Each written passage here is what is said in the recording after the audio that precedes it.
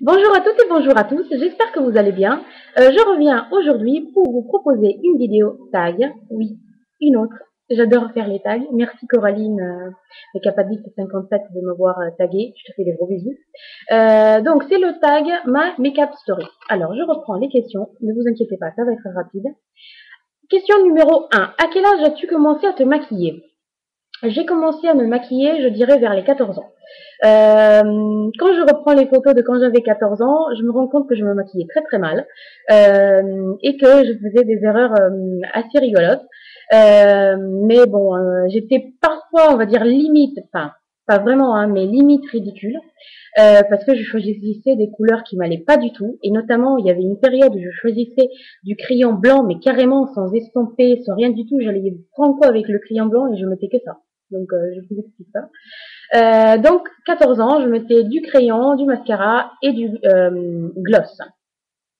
Comment as-tu été incorporée au monde du maquillage? Alors, je ne sais pas trop qu'est-ce qu'on entend par être incorporée. Je dirais que en fait, j'ai une maman qui est très féminine et qui s'est toujours maquillée, qui a travaillé auprès des Galeries Lafayette italiennes, donc le correspondant des Galeries Lafayette, et qui a eu dans sa profession, enfin pendant on va dire la période où elle a travaillé là-bas, une petite formation maquillage. Donc, elle a toujours eu du maquillage. Haut de gamme aussi. Elle s'est toujours maquillée, elle a toujours fait attention à son aspect. Donc je dirais que j'ai grandi avec ma mère qui se maquillait. J'ai toujours eu du maquillage dans les tiroirs. Donc pour moi, c'était pas vraiment quelque chose de neuf. C'est toujours c'est quelque chose qui a toujours fait partie de ma vie. Par contre, ma sœur, qui a grandi avec moi forcément, elle n'a pas du tout cet intérêt-là. Donc, on a eu la même mère qui se maquillait de la même façon avec toutes les deux, mais elle, ça l'intéresse pas. Quelles sont tes marques préférées? Alors, mes marques préférées sont des marques que, bien sûr, on ne trouve pas en Italie. Donc, notamment Nars. Euh, j'ai jamais essayé Bobbi Brown, mais bon, j'ai entendu dire des merveilles sur le gel liner et je serais curieuse de l'essayer.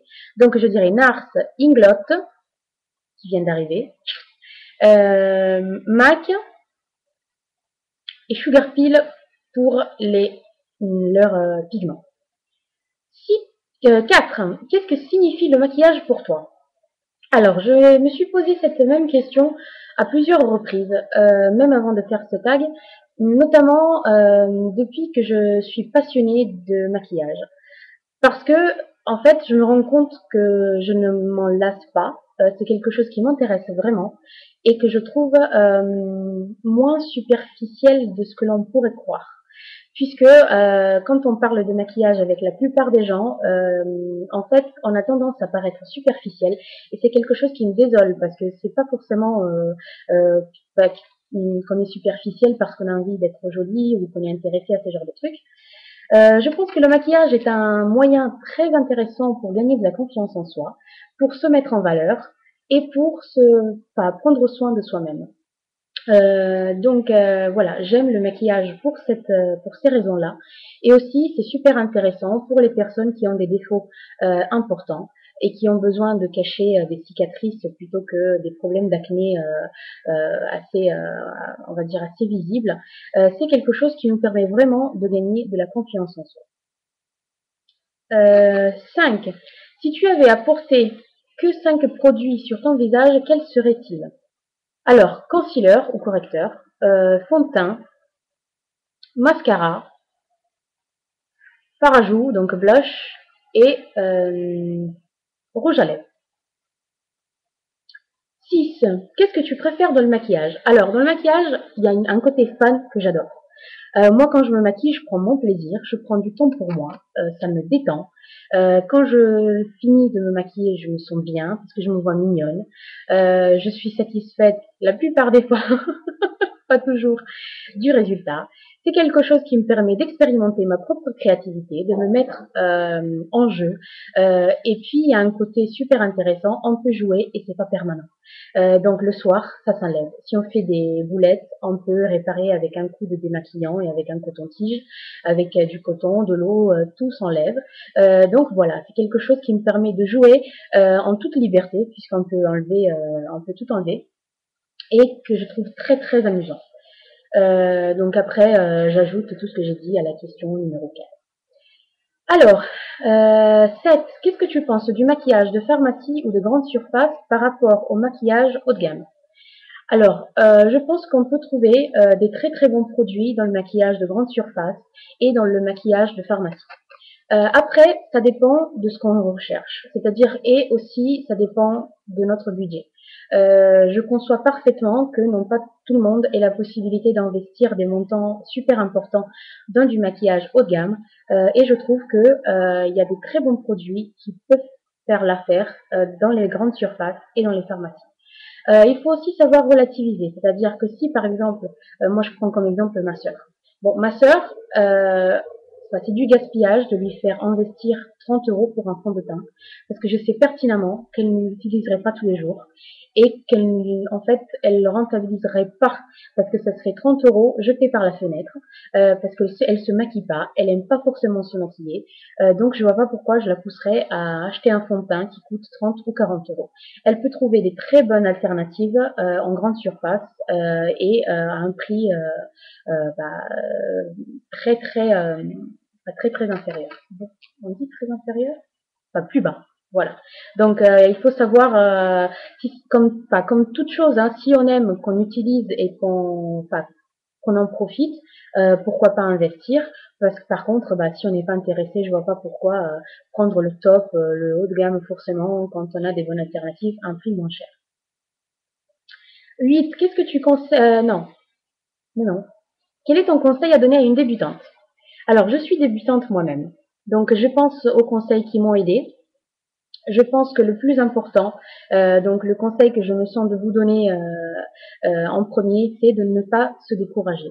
Alors au début, c'est pas du tout évident. Notamment si on se met sur YouTube, il y a des tonnes de filles qui sont super talentueuses et qui se maquillent de façon vraiment vraiment splendide, qui en fait nous proposent des maquillages qui ne sont pas toujours très faciles à réaliser. Donc ne vous découragez pas si la première fois que vous prenez des pinceaux, vous n'avez pas le même résultat. C'est normal. Comme toute chose, il faut de l'entraînement, il faut beaucoup de patience, il faut de l'application, il faut du temps. Et il faut aussi des outils, donc investir un petit budget dans des outils qui nous permettent d'avoir des résultats corrects. Donc, essayez, essayez, essayez. Ne vous découragez pas. C'est quelque chose que l'on peut enlever si on fait des boulettes, comme je disais tout à l'heure. Si vous faites des erreurs, vous prenez du démaquillant et vous effacez tout. Essayez, ne vous découragez pas et amusez-vous. D'accord? Donc, c'est le petit conseil que je donne aux débutants. Quelle est la mode que tu n'as jamais comprise dans le maquillage? Alors, je dirais... qu'est-ce que j'ai Alors, faites-moi réfléchir. Bon, comme l'a dit très bien Coraline, le contour foncé des lèvres alors qu'on a des lèvres claires. Et également, bon, ça ce n'est pas vraiment une mode, j'espère. C'est plus une erreur que l'on fait de temps en temps. Acheter du fond de teint plus foncé que sa teinte pour paraître bronzé. Donc ça, c'est quelque chose que j'ai jamais compris. Parce qu'en fait, si on choisit un fond de teint plus foncé, on a l'air orange et non pas bronzé, donc à éviter. Dernière question, qu'est-ce que tu penses de la communauté beauté de YouTube? Alors, je la trouve géniale. Alors, attendez, je vérifie juste, ça fait combien de temps que je parle? 8 minutes, ok. Donc, je la trouve vraiment, vraiment géniale. Il y a des personnes qui sont super gentilles, très disponibles, on peut apprendre plein de choses, c'est amusant, on fait des rencontres super intéressantes.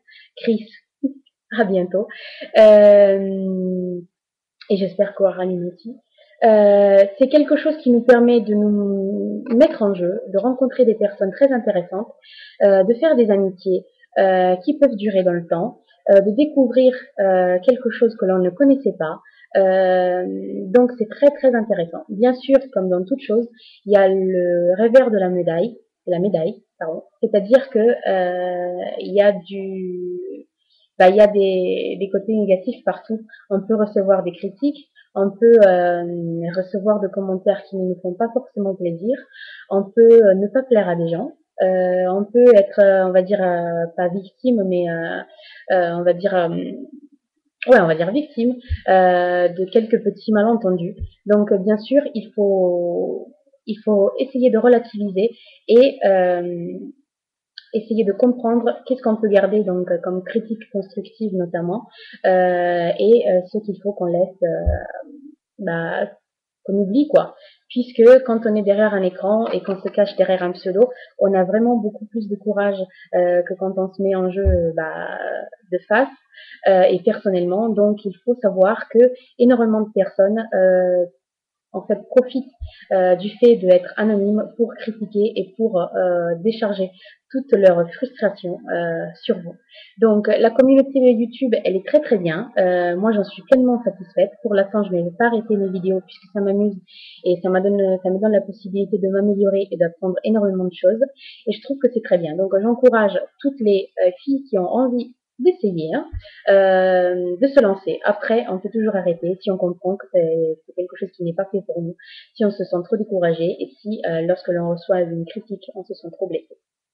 Voilà, donc petit tag assez sympathique. Je remercie Coraline de me voir taguer comme d'habitude. Et j'espère que cette petite vidéo vous a plu. Je vous souhaite un très bon dimanche et je vous dis à bientôt dans une prochaine vidéo.